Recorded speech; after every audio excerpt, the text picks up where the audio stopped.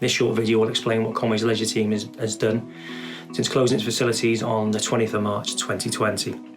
Some of Conway's Leisure staff have been redeployed to other sections of the council to provide key services throughout this time. As well as our staff, we've had to repurpose some of our building stock. Some of our buildings are now being used by the NHS to support as assessment centres and some midwifery support within the localities.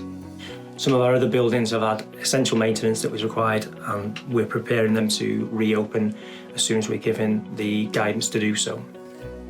Changes are coming to our service and we'll need to communicate these changes with you. Please look out for an email from this email address below that will explain what we're doing and what we'll need you to do with us. So, what's next?